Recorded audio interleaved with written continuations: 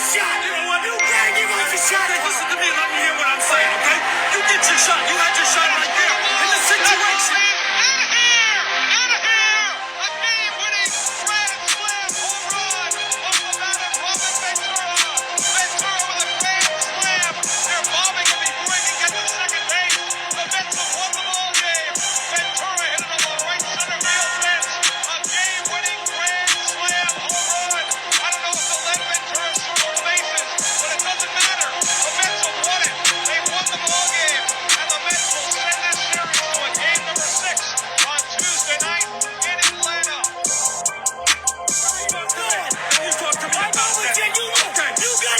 Shot. You know what? You gotta give us a shot. Hey, listen to me and let me hear what I'm saying, okay? You get your shot. You had your shot right there. In the situation. You know the situation. Why can't you get a shot, Tommy? And he gets this one here to center field, but Siri should have room on the warning track at the wall. And it's out of here. Marquitos with the carry.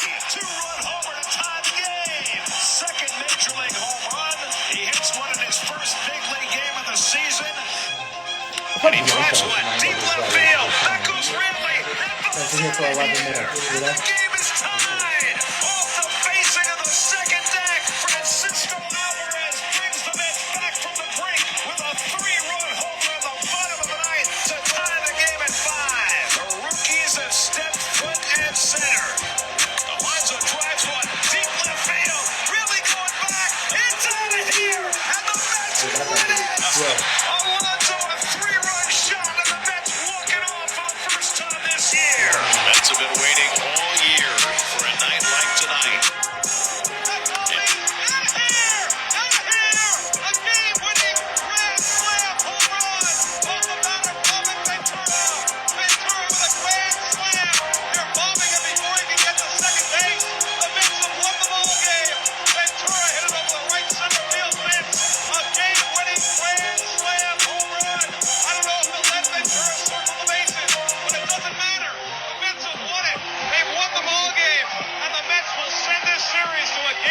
On Tuesday night in Atlanta. Then you talk to me about that. Okay. You gotta give us a shot. You know what? You gotta give us a shot. Okay, listen to me and let me hear what I'm saying, okay? You get your shot. You had your shot right there. In the situation. You know the situation, Camren. Why don't you get a shot, Tommy? Because that makes it worse. What's up, everyone? What's up? What's up? Thank you for joining this evening. This is Amazing Met Zone presents Friends of Flushing, and it's me. We have Amazing Camren. We have Hirsh Dustings. Drodo's in the building. Shout out to Juminati82, Phil from Shirley, Mets Hype. Hi, Chris. And Camren says hi to his buddy Chris. We see that you tapped in watching. So tonight, Hirsh, we have a special guest tonight. Who's our special guest? Yeah, we got Mets public address announcer Colin Cosell. He's going to join us in a few minutes. And not only that, tonight is a very special night for us at Friends of Flushing. Yes. This is episode number 30. Our 30th episode. 30. Yes, and before we start the show, I would like to thank each and every one of you who's tuned in throughout our time here at Friends of Flushing. And, 30 episodes is a cool milestone for us. Hopefully, we'll get to 300 one day. But we're happy we're at where we're at now. And we thank you guys. Without you guys, this wouldn't be possible because you're the ones who tune in and watch us every week, all the time. And we appreciate your loyalty to us here at Amazing Met Zone and Friends of Flushing. So thank you guys very much. Yeah, Vintage Mets with the salute. Congratulations on 30. We've been chatting earlier today. Thank you. Love you, dude. I came into the picture like halfway into it. And ever since then, I've been very fortunate to help out you guys. And the fact that I get to sit here for, of course, the last 2 episodes, it's something very special. I'm very happy to be here.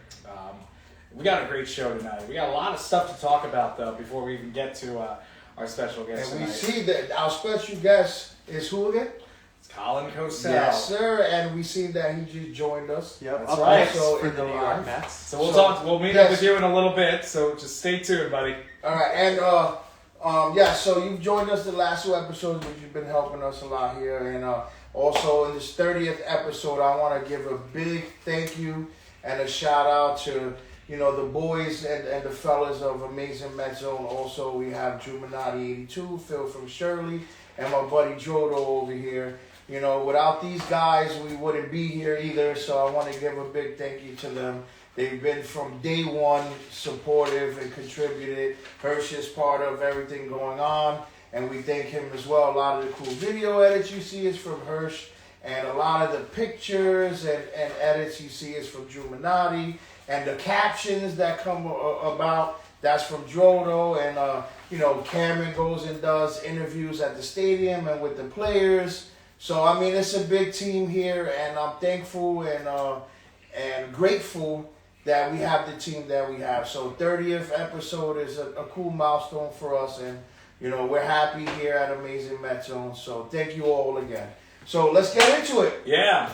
So a lot of you have been wondering, okay, what's been going on with the Metsperty stuff? We need to know Yes, what the the answers are. Metsperty. So this week, we asked, this speedy Met led the National League in both triples and steals in the year 2006. Guys in the chat, who do you think that person was? Just It's my guy. yeah, It's my favorite. it's my favorite too, man. He's the reason why I wore number 7. Well, this one's 96, but it's Jose Reyes, man. Mr. Radio. La Melaza. La Melaza. Remember the old it was like a song. He teaches how to speak Spanish, Reyes. I don't know the rest of it, but Jose. but when he came back in 16, it made me feel like I was 12 years old again. It was so much fun. That's right. Yeah. And we had 2 other Metsperty questions. Yeah. The first category we did was retired numbers. It was this Met signed in 1964 while he was still pitching in the Army. His number 36 is, of course, now retired, and that is, of course, Mr. Jerry Koosman. Koosman. Yeah, the Coos. And this one was actually a bit of a tricky one for some people. I put it out there so just to trick everybody.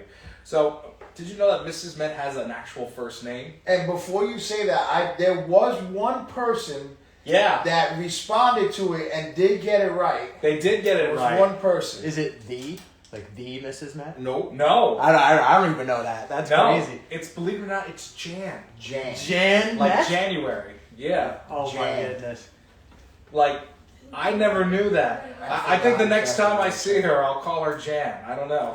January See if Met? she responds.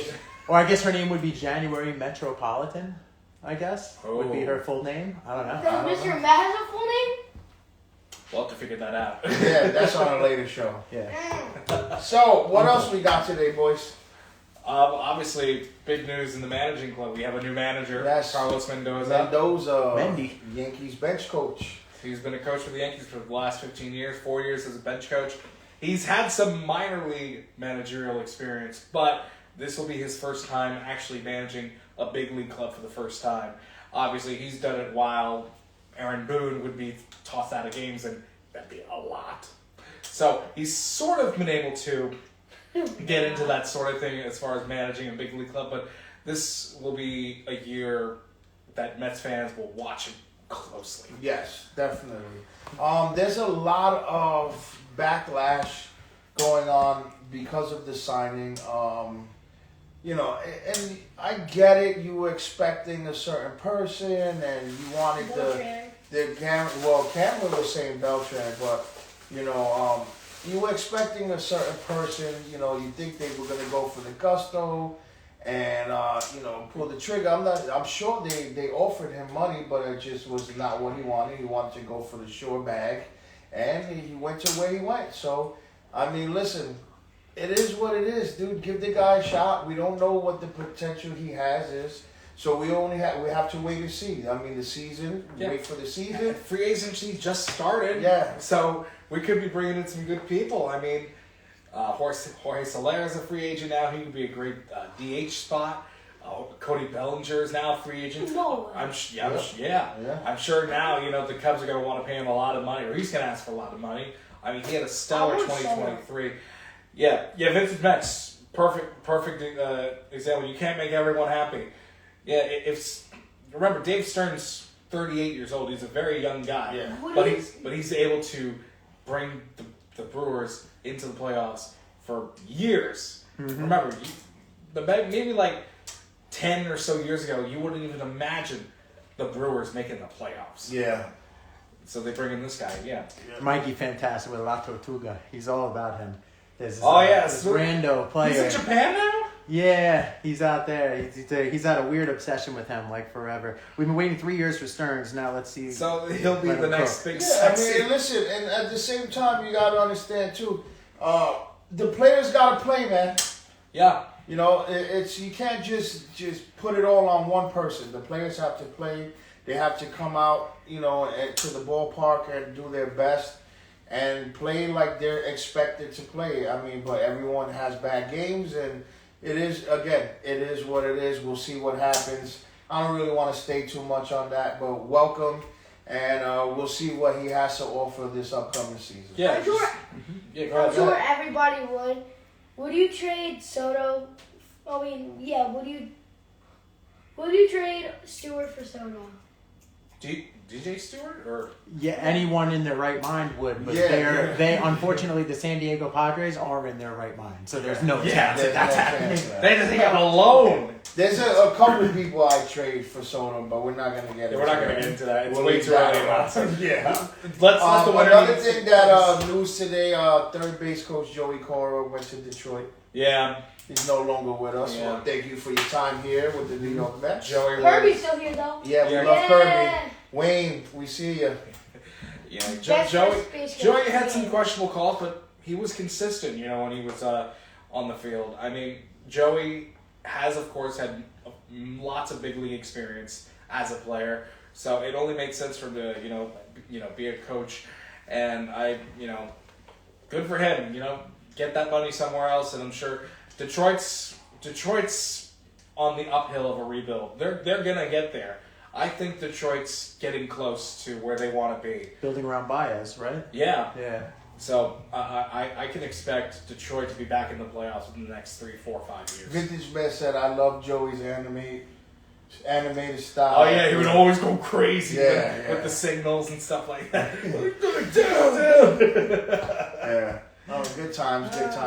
Listen, I'm excited, dude. I'm honestly am excited to see what this season holds for And I'm us. excited to see all of you guys. You know what else I'm excited Yes, for? exactly, Cameron. Cameron said it best. I'm excited to see all of you guys. Yeah. Everyone that we've met along the way and shared time with at Citi Field, we miss you guys I'll be back. tremendously. I'll be So back. we can't wait to see you all again. I'll be back at Citi Field on the 15th for the food drive. You guys gonna do that? You guys gonna donate some food at Citi Field? Sure, why not? Let's do it. Yeah, if you guys can, non-perishable food, November 15th through 10 a.m. through 6 p.m. They'll be taking it at the K Corner, and I'll be there and donate some food. Awesome. So make sure you look for Hirsh there also. Yeah. And you know what else I'm excited for? Oh, the other day, Steve Cohen announced an $8 billion plan to revitalize the parking lot in Citi Field. I mean, you know what I think about that? After seeing those plans, it reminded me of being a young kid, watching the movie Back to the Future. Yes. And seeing like, damn, this is what it's going to be like. And I don't know how long that's going to take. It's going to take at least like 10 years. But I mean, Jesus, when I tell you, I'm excited to see what that place is going to look like around 3 to 5, under 5 years. You think so? Yeah. All right, yeah. Because they're planning on building a hotel, a resort, a live music venue, a row of restaurants and bars, and remember the soccer stadium's going to be across the street on Cedar Way. A sports book. Yeah, sports book. That's another thing, and a possible casino. You know, if they get the gaming license and everything, you know.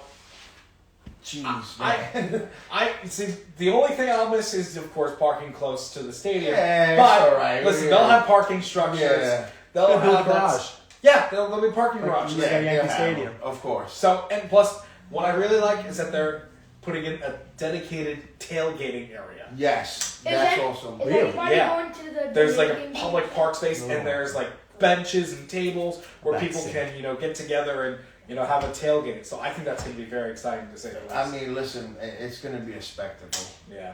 once that's all said and done, you're gonna see fans come out of the woodworks. And People are going to want to come to Queens. Exactly, and that's what the purpose of it is.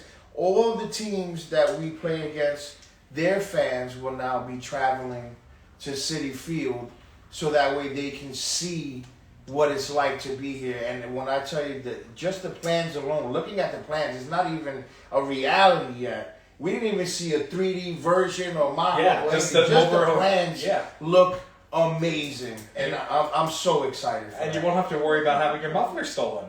Yeah, exactly. All the chop shops. Yeah, exactly. If you're looking for a catalytic converter, sorry guys, you can't find them here. All right, so what's up, man? Joe, you want to say anything? 916. Drew Minotti 82. We're gonna tap you in a little bit. We gotta get. Anybody going to the Dominican League games? Yes, Camren was asking. Oh yeah, that's sweet, right? No, well, yeah, I'm going there. All right, so we got a tap in request from Colin Corsell. Let's go. Bring him on, Colin. We're gonna bring him on.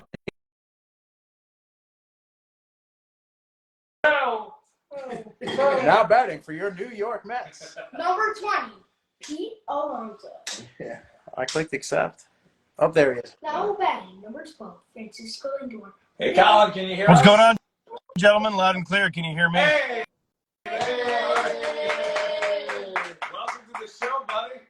Thanks, man. Appreciate you guys having me on. Unfortunately, I'm dialing in from my car because my 7-month-old daughter is having a heck of a time going to sleep. So I was like, you know what? I'm not going to, my loud voice, I'm not going to keep her up. I'm going to go, when you're invited to be a part of the 30th episode of a podcast, and, you know, like, that's a big deal. I'm like, you know what? I'm going to make this happen come hell or high water. So here I am in the comfort of my Subaru. That's Thank you, brother. We appreciate you. This means a lot to us as well. Thank you. We've heard you all summer long, and it's great to hear your voice again, even though, you know, we're not at Citi Field together. And we'll definitely see each other next year, but this is an absolute thrill. One time before we get out of here, you just got to do it one time for us. One time, please. You just have to announce somebody. We just got to hear it. It'll help us sleep late at night. It'll help us go to sleep tonight. We need to hear your voice announce someone. You can announce yourself. Try to tell your daughter to go to sleep, to bed, somebody, anybody. We need to hear you announce. I will, you know what? I'll do 3 things. I will do the player of your choice, the player of your viewers' choice, and then who we'd love to see on the Mets next year. I'll do 3 players. I wonder who they're going to say on the Mets next year. Oh, the name that we've heard 9,000 times this year for no reason. I missed what he said before we were talking. I'm sorry. He said the player of The viewer's your choice, our choice, the viewer's choice, and the player and you who we want. want. Gotcha. Yeah, I'm ready for that. Yeah. All right. Show. So, I think really the first thing we got to ask is really just, how did this gig come about? I mean, you were placing a long-time PA announcer in the name of Alex Anthony. What made you decide, or how did it come about to join the Mets? It was a lot of luck, a lot of, you know, being in the right place at the right time and knowing the right people. You know, replacing someone like Alex, who is a friend of mine, was no easy task. You know, when he's the voice of the Mets, he was there from Shea to City, and there for 17 years. And it was not an easy thing to overcome.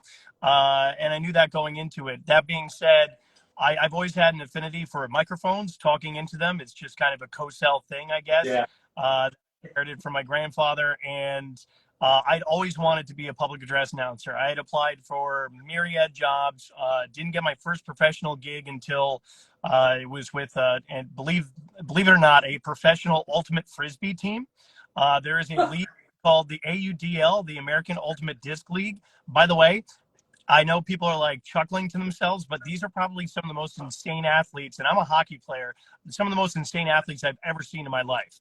So I got my first professional gig with the New York Empire of the AUDL And that was through me hosting a trivia night at a bar that I was managing in the East Village. And that very same bar, the guy who kind of oversaw the trivia that I was running, he was a part owner of this Ultimate Frisbee team, asked me to be their PA announcer. Okay, great. That very same bar also introduced me to the gentleman who told me about the gig, the PA gig being available for the Mets, and also is where I met the woman who is now my wife.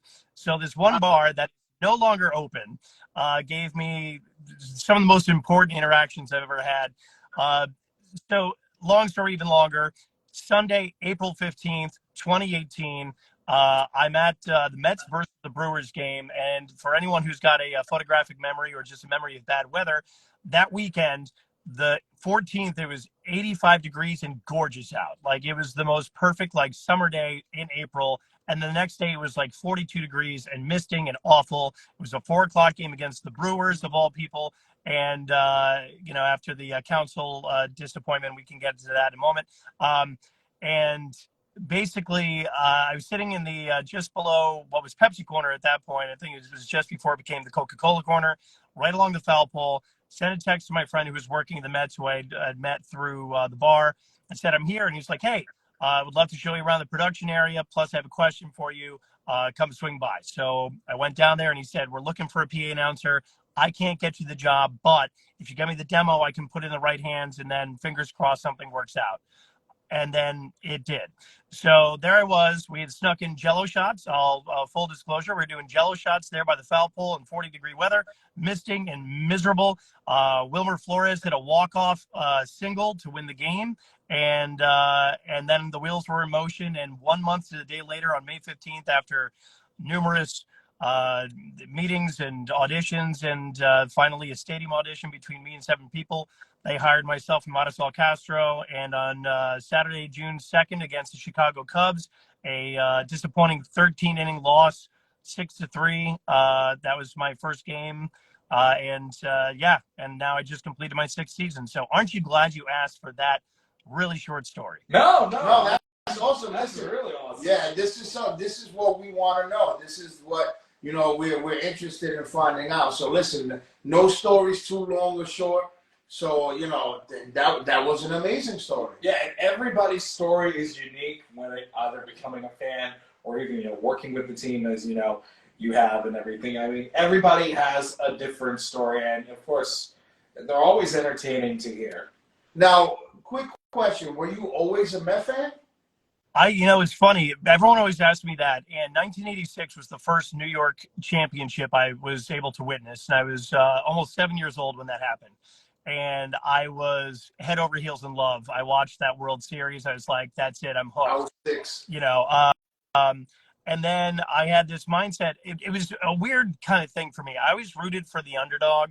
And I also, was raised under my grandfather's guidance, and my grandfather, for those who don't know, was the late broadcaster Howard Cosell, who, by the way, the greatest. The parallel there is my grandfather got his big break as a reporter when he was trying to make it in the industry in 1962. He became one of the first beat writers for this brand new team in Major League Baseball called the New York Metropolitans.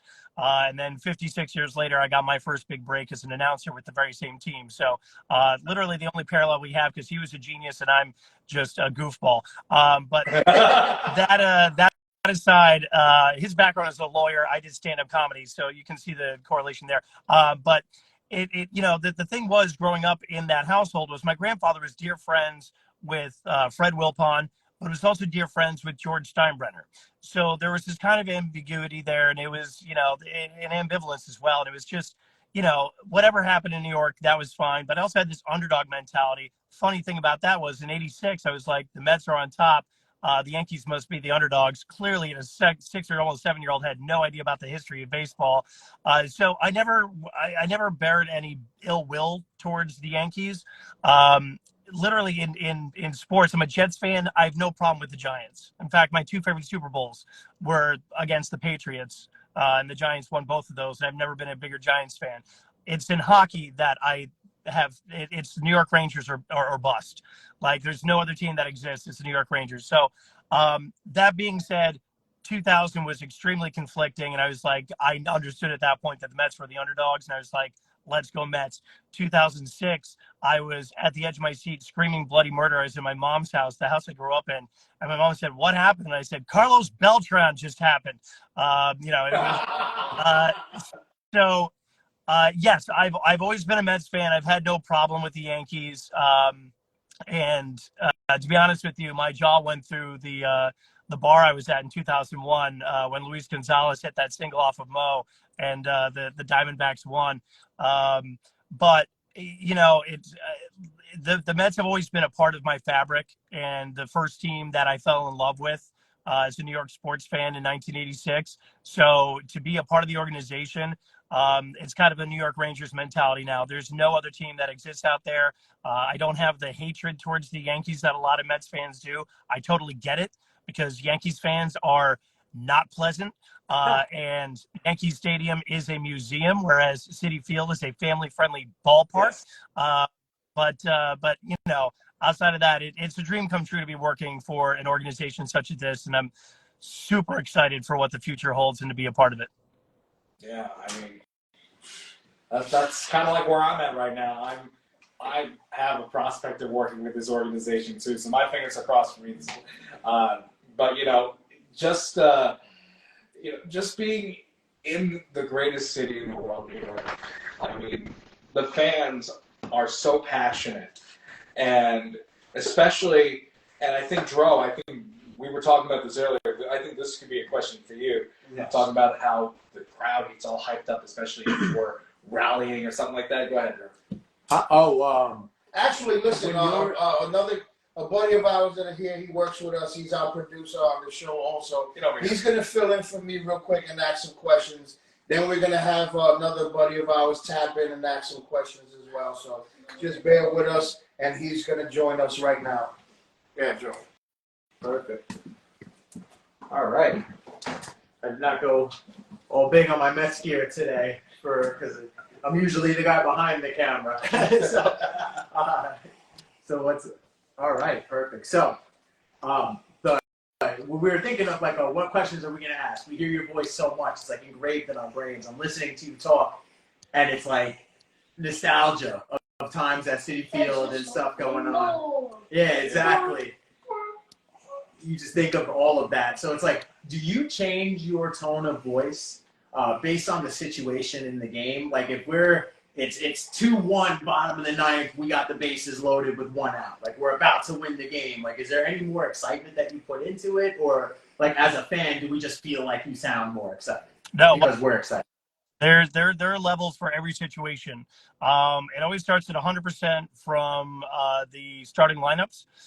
When I go into the starting lineups, that is full 100%, no matter if our record is 1 in 160 or if we are 160-0, it's always going to be at 100%.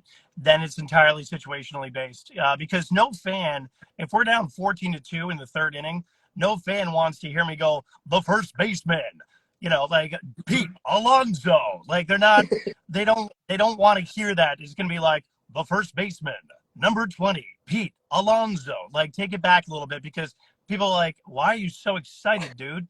Like, we're down 14-2 in the third inning. Like, why? So, yeah, it's very situationally based. But if we're coming off a big hit, the next batter that comes up, they're going to get all that love, try to keep that energy going. Between myself and DJ Razor, our stadium DJ, he's going to keep the energy going with what he's doing. Our production team's trying to do with all of our ribbons and City Vision and all that.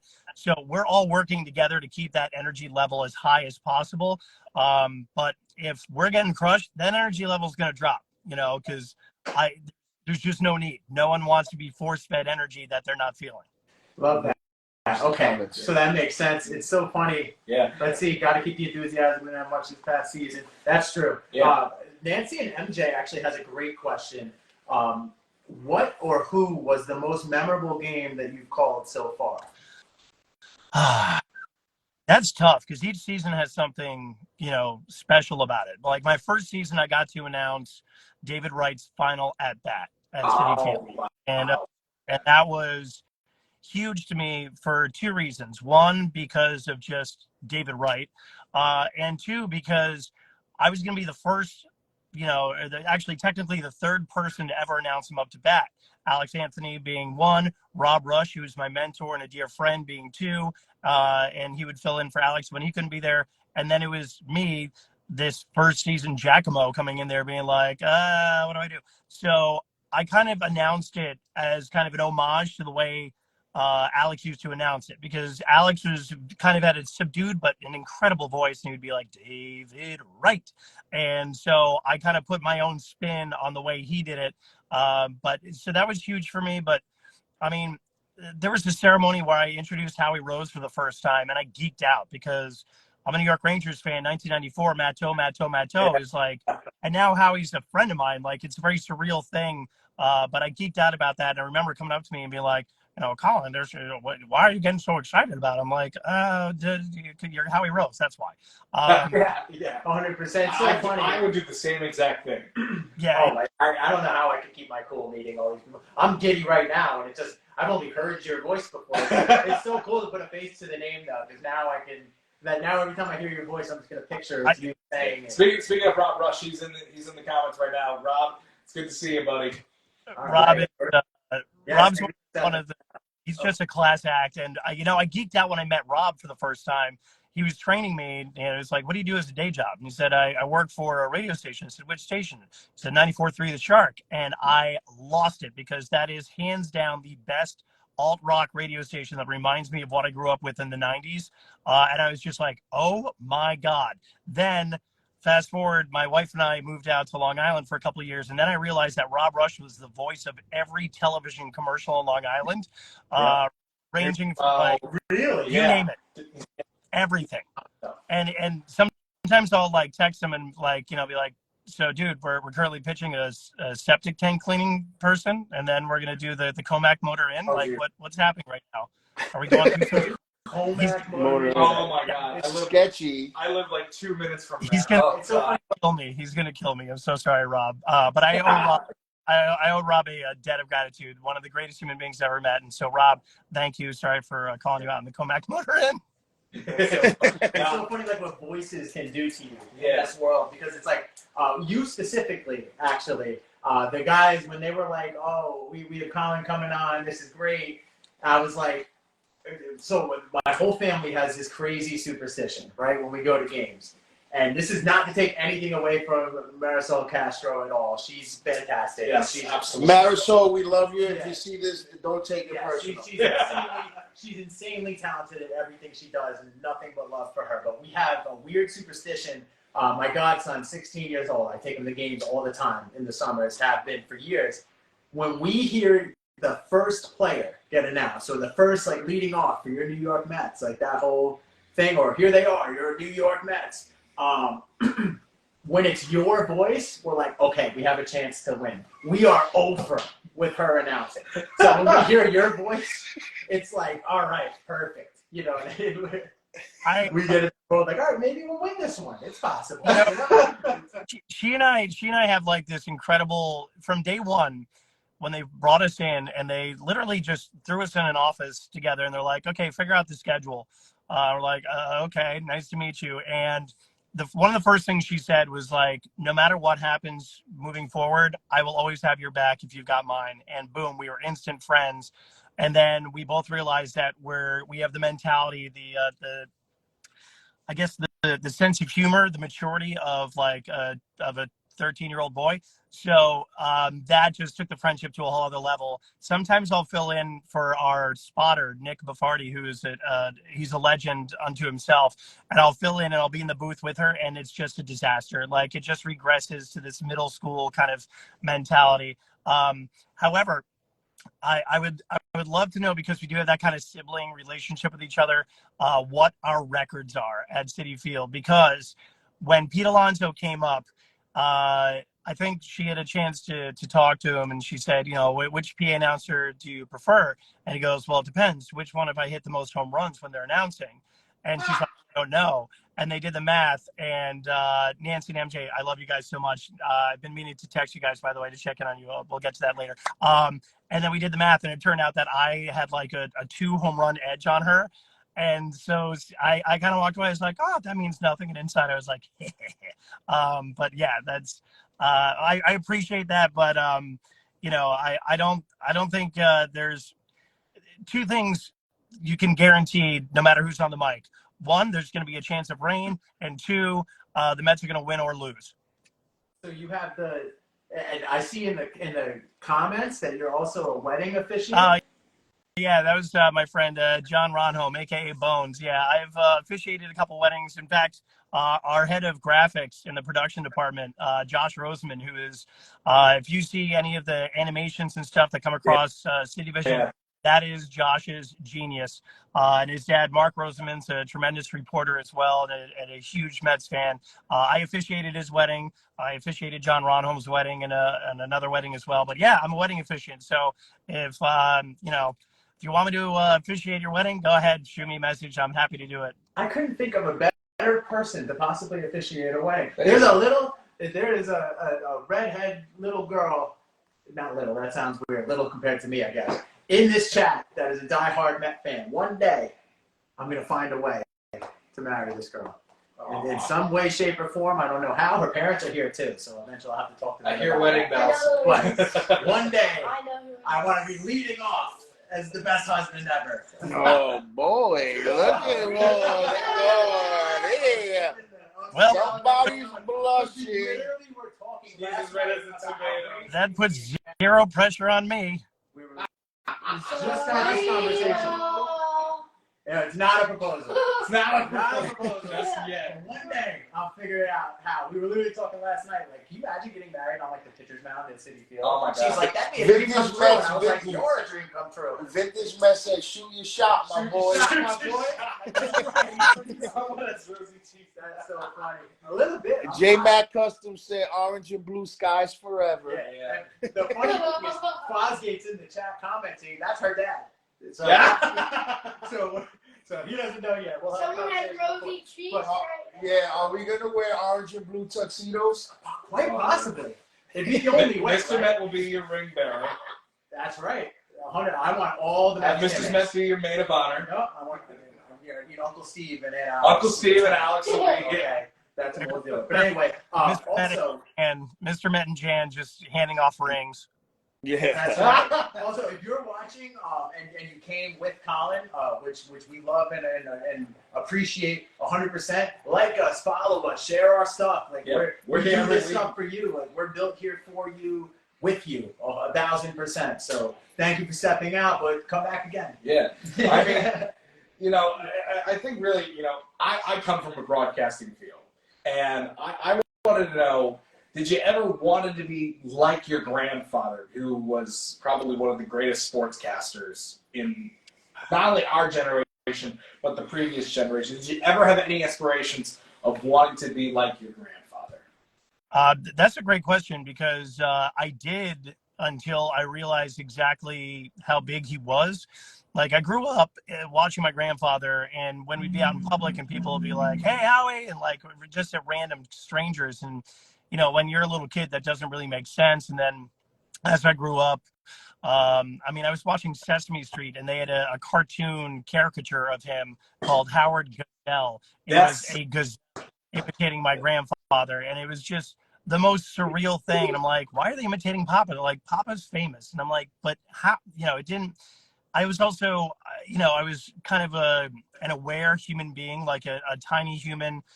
After he was out of the Monday Night Football booth, was away from Muhammad Ali, and like his career was kind of in its twilight at that point.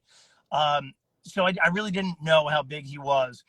And then when he passed away, I was almost 16 years old, and I spoke at his memorial service. And I remember looking out at this sea of people, and you had actors, you had politicians, and of course you had athletes, you had team owners, you had reporters, just this sea of unbelievable people. And that's when it really sunk in. I'm like, wow, Papa was incredible. Like, he was larger than life. And I was like, okay, maybe I should step back a little bit and try to find forge my own way. I ended up going to school for communications, radio, and television broadcast. And what really sealed the deal for me was I was in class my freshman year, and I had a professor go off about like the Mount Rushmore of sports broadcasters. And he brought up my grandfather. And he gave some misinformation about my grandfather. And I was really torn because I wanted to be like, that's incorrect. And I was like, and he just kept going with it. I'm like, dude, sir, it's like, my apologies, but actually he retired from Monday Night Football in 1983 and boxing the same year, and whatever the case may be. And he was like, well, and I'm pretty sure it wasn't. I'm like, no, I know this. And he's like, how do you know? I'm like, I'm his grandson. And he was just like, are you serious? And I'm like, yes. And I was mortified. And I was like, all right, if I'm being taught about my grandfather in a college class, clearly this guy is like way too big. I went back to my dorm room. I had a nervous breakdown. I called my mom. I called my family. I was like, what am I doing? They're like, be your own person. And so I kind of stepped away from it. I spent the next decade away from sports. I was doing stand-up comedy. I was doing theater. I was doing voiceovers. I was doing everything but sports because of the fear of having to follow those shoes. And then a friend of mine finally was just like, dude, you're your own person. He's been gone a long time. You can be your own co-cell. Let's go after it. And from the age of 30 on, here we are. I love that. That's awesome. So I want to thank you guys, of course, as well. I'm going to swap back out for Roy. It was nice seeing you guys. Roy's going to pop back in, and we'll see Drew Minotti in a few minutes. Yes. Thank you, Colin. My pleasure. I can't wait to announce your wedding. She's got to say yes first. Yeah. We'll see. It's really just, it really is, like a small world, when it comes to, broadcasters, of course, I come from a family of broadcasters myself. My grandparents lived next to Ed Ingles, who taught at Hofstra for many, many years. We come from, that sort of world where, sports is in our DNA. And of course we want to deviate. We sometimes, it's good to follow footsteps, but, there's also that time where you want to forge your own path. And of course, destiny led you back into the world of sports. And I think really it's for the better, because we've all enjoyed hearing you and Marty Sol, every time we come to the ballpark. It's like, without the public address announcer, the experience of being at Citi Field would be incomplete. Mm-hmm. That's just what I'm feeling right now. Well, I can because I know you're not a Yankee hater, and Colin, you're not a Yankee hater either. But can we just point out how much better you are than the guys across town? You are so much better at your job than the guys across town. The Yankees announcers are snooze fests. It's like taking a nap on the field. Right. But at the same time, they're basing it off of tradition of what Bob Shepard used to do. So yes. I get what they're trying to do. So good. But yeah, being at a Mets game is so much. So two things. One, thank you, and also I can attest to the fact that it's not the same without the fans there, because I did that in 2020 and then cardboard cutout. So I can't do what I do without you guys there. That's number one. Number two, Paul Olden is a legend in his own right. He's the PA announcer for the Yankees. He's a friend of mine. There's actually a PA group on Facebook of like public address announcers across the big four sports and beyond, which is, random and strange. But, we're very different styles. And the difference with that is, and where I'm going to pay homage to the Yankees, is with Bob Shepard. He's the Mount Olympus, you know what I mean? Oh, yeah. When people ask me, what do you want to do with this job? I want to Bob Shepard the hell out of it, is what I say. I want to be here until I can't speak anymore. And if my voice gets softer and it gets to that voice of God kind of thing, which I don't know if that's possible, then so be it. But Bob Shepard is the gold standard by which me as a PA announcer, and I think for most of us, want to follow. But I appreciate the kind words. I just won't speak ill of Paul Olden. I mean, no, they're legends. Don't get me wrong. Yeah, no. I just love you in comparison. Yeah, I mean, Camren actually has a question. Yeah, Camren, go ahead and get this out of the way so you can actually see it. What's your question, bud? Who's your favorite player to announce? The answer would be on any given situation, whoever's hot at that time and the crowd's going to react to. That being said, there's nothing more electrifying than Edwin Diaz. I mean, when those horns start and when I finally found my groove and I hit the post and got it right when, you know, the song Narco's playing, you know, there's something about that moment that the hairs, I can't even speak right. Like the hairs on the back of my neck are standing up. When he got injured, a part of my voice died a little bit as well. Diaz is pretty electrifying. Yeah, now pitching for the New York Mets. We can't wait for those trumpets to come back. Edwin Diaz. Can't wait for those trumpets to come back. We desperately miss them. Yes. We have our buddy Juvenati82 joined us here. He has a couple questions he wants to ask you as well. And then we'll get to the chat also to see if there's any more questions that the viewers have for you. So, Drew, shoot away. Hey, what's up, Colin? How's everything going? Not bad. How are you? Doing well. I know you have a reputation of telling it like it is. And I know that you work for Riptide. Is that correct? 100% accurate. Yeah. December 2nd, Nassau Coliseum. If you want to hear me completely unleashed and hear the stand-up comedian meets the PA announcer, come check out a Riptide game because it's 3 hours of me lambasting the opposition. There's my shameless plug, but go ahead. Yeah, well, that's. I mean, growing up, I'm a lacrosse player, and as much as it pains me to say, I used to hate baseball players growing up because they just got so much more money than lacrosse players did. I played at Stony Brook for a little bit, and I'm not going to get too much into my history, but I just want to ask you, like, how's your, and you kind of said it a little bit already, you know, how's your approach different, you know, with Riptide and, you know, doing baseball? You know, it's like, I know it's two separate games, but like just your approach to it, how do you change that up? Well, it's actually a very good question because baseball is much more strictly regimented. I mean, there are very specific guidelines that Major League Baseball has in place. For example, the reason that I was announcing during the pandemic when there was no fans in the stand, I was an essential worker because a player's not in the game until they are announced up to bat. Same for pinch hitting, same for pitching changes, defensive changes. So everything with that is very scripted. The Mets have kind of opened up a little bit more over this past season. We started doing the look-like thing. It was the carbon copy that we were doing. Yeah. And they're like, you can riff on that. We started hooking up video game systems to CityVision during rain delays. And they're like, Colin, go do play-by-play. So it kind of opens up a little bit more. With the Riptide, it's, you know, ad copy, it's goals, assists, penalties, and the like. And then the rest of it is go off. Yeah. Get the fans going. My boss, Rich Lisk, who is, I would follow him to the depths of hell. I love that man to pieces. He's the GM of the Riptide. He said, Colin, two things. I want this to be the Tonight Show with Colin Cosell, and in the background there happens to be a lacrosse game going on. And so I want you to dip your foot as far across the line as possible without actually touching across the line. And I'm like, dude, you have no idea how dangerous that is for me, for you, for the team, for our careers. But I am encouraged, I am paid to rip apart the opposition. Like the Philadelphia, you know, the Philly was in town and they have these bright orange jerseys, and I was just like, how are we going to take you guys seriously when your jerseys look like Dorito fingers? Like, you know, like, and that was like a light one. It's a completely different can of worms. My voice is exhausted by the end of Riptide. I can imagine. I can imagine. Straight hours. But I'm also like floating on air because even if we lose, like the interaction with the fans, I will take a while, like go into the stands and just go nuts, and it's all welcomed and it's all encouraged. So, it's just a matter of like, do you want no holds barred, Colin, or do you want like traditional stadium announcer, Colin?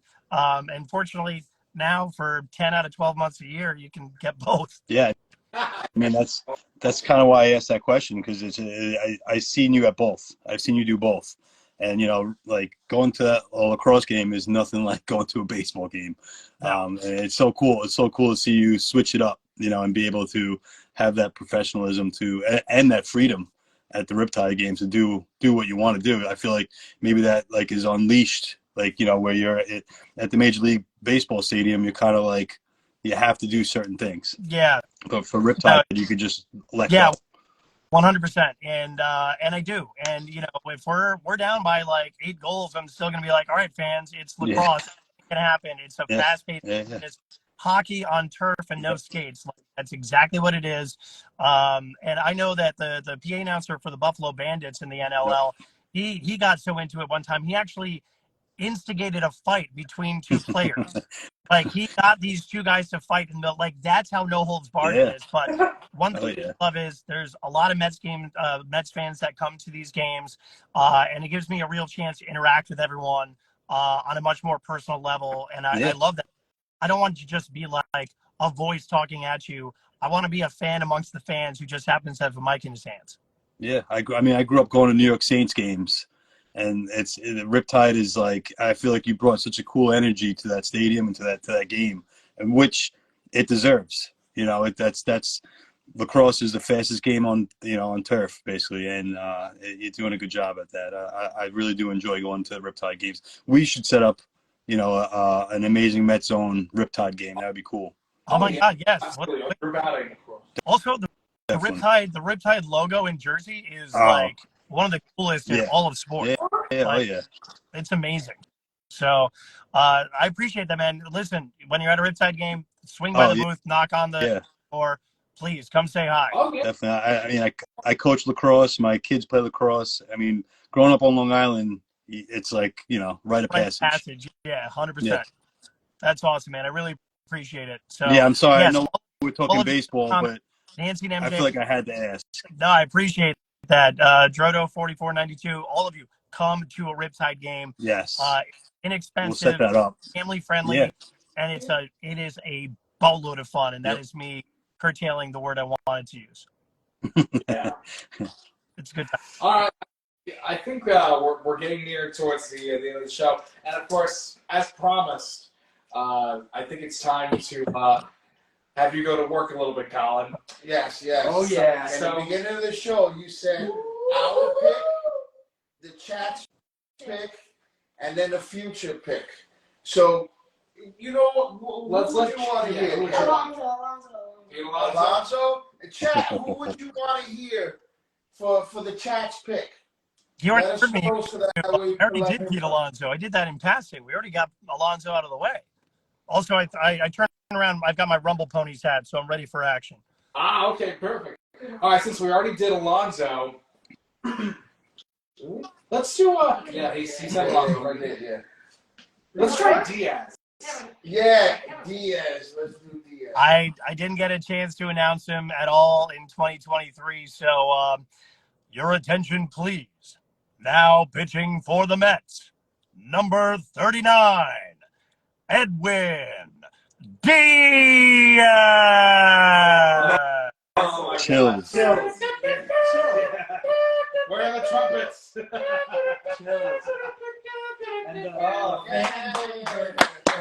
favorite vote is in. It is for Yamamoto. Yes. Oh boy. Oh boy. I don't even know what his first name is. Yeah, what is his first name? It's Yamamoto. Japanese. Yoshibut. I actually, it's like Yoshi something. I may have practiced it, but it was probably after a couple beers, so I don't remember. Yoshinobu Yamamoto. Now pitching for the Mets, Yoshinobu Yamamoto. Yeah. What a professional. It has to happen. Come on. It has to happen. Flip it. Send it to Uncle Steve. Yeah. Send it to David Stearns. And now That's it. It's too perfect. Our future. Who we picking for the future? That was it. That was the future. That's what. Oh, I thought that's what the chat. No, that was the chat. Now we gotta go for the future. Well, either one. It's either. Can we get 2 for the future? Whatever you guys want. I'm gonna treat this Wednesday like a Friday. Let's go. Hey. No, so we're gonna do Soto, Ohtani, Soto, Bellinger. Ohtani, and Bellinger. Yeah. Or Jet Williams. Someone said Jet Williams. I like that one. Jet Williams. Oh yeah. Jet's already here. That's right. Yeah. Not yet. Oh yeah, we Next have year. to get Camren Garcia at first base. Sorry, Pete. Wow. I wish I brought a pad and pen to my car. Where am I starting with? The designated hitter, Juan Soto. Oh God, oh man, it's chill. I got goosebumps. It's so real. It's so real. Who else do we have? Oh, the unnecessary addition who's past his prime, Cody Bellinger. Nice. Now, you know what? If we sign him, please delete this. Delete this if we sign Bellinger. That was more of a riptide. That was a riptide call. Yeah. Right? First base, Camren Garcia. Yeah, first base. Sorry, Pete. The future. Oh, first baseman, Camren Garcia. Yeah! Your voice is just so silky smooth, man. Like, and that's in a Subaru. Yeah, that Subaru's got incredible acoustics. Yeah. You'd be amazed. You know how many? You might as well do practice Otani and give the in fans. this car. Yeah, might as well give Otani, sure. Actually, I was driving in this car for the only playoff game I announced. It was against the Padres, and ended up being DeGrom's final start as a Met. And I believe I posted on Twitter a recording of me announcing the starting lineups because it was so important to me. But to calm my nerves the entire drive, I listened to Narco by Blaster Jackson, Timmy Trumpet, and just kept announcing Edwin Diaz over and over again to get myself amped, to get myself warmed up. So this Subaru has heard probably as many announcements as Citi Field has from my voice. That's awesome. Thank you, Subaru. Thank you, Subaru. It's a great car. They gotta give you a free one. I was gonna say they may call you after this interview. Yeah, I hope so. yeah, do Subaru commercial. Babies are not cheap. I'll take any endorsement deal. Let's go, Subaru. There you go. Oh. Oh my So God. what do we got? We got the last one would be Otani. Yeah, Shohei Otani, man. I mean, we gotta. If the We prospect. have a couple minutes left, so All right. I know the viewers, they want to hear it. They've been talking about it for a year already, and they want to hear Otani. Showtime. Now pitching for the Mets in 2025, but designated hitter in 2024, Shohei Ohtani. Oh my God! Imagine if that were the case. If that were the case. Jesus. Oh, God. You will make me blush. Can you, in a completely custom different way, do an amazing Met Zone call out? Oh yeah. Just so we could clip it and use it? I You don't know if you gotta noticed. like, share, and follow Amazing Met Zone. Yeah, we use your voice in our promo video, so it'd be cool for you to say, "Now up for the Mets, amazing Met Zone," or something like that. I don't know. I would actually feel more comfortable I'll do this right now, but I'll record it. Like I've got a good microphone at home. I can do like a proper recording, but fans, you're watching and listening to the Amazing Met Zone. Like, follow, subscribe, and let's go Mets. I love it. It's awesome. I love it. Send that. Yeah. When you're ready to do it, send that over to me, and I'll put it in. Oh yeah, I'm freaking out back here. I'm fangirling it. Right this has been one hell of an episode. This is one way to cap off 30. Yeah. Thank you, man. We're winding down our time, Colin. You know, from like I said every week to every guest that appears here on the show, man. We thank you from the bottom of our heart for making this 30th episode a special one for us. And I can speak for myself and all of us here at Amazing Met Zone and Friends of Flushing. We thank you, and I mean, you made this episode one to remember. It was a great time, great conversation, and you closed out this show with something amazing, man. So we want to thank you, and we'll be in touch. And to everybody watching, we thank you for supporting us this long. This is the 30th episode, and we got to go, because we're running down our time, and you know Instagram will shut you off after a certain time, so we don't want to cut anyone off. So we'll be in touch, and thank you very much, man. We appreciate you. Thank you so much, for everyone tuning in. Colin, thank you. Thank you all very much. Thanks for everyone in the comments. You guys are amazing.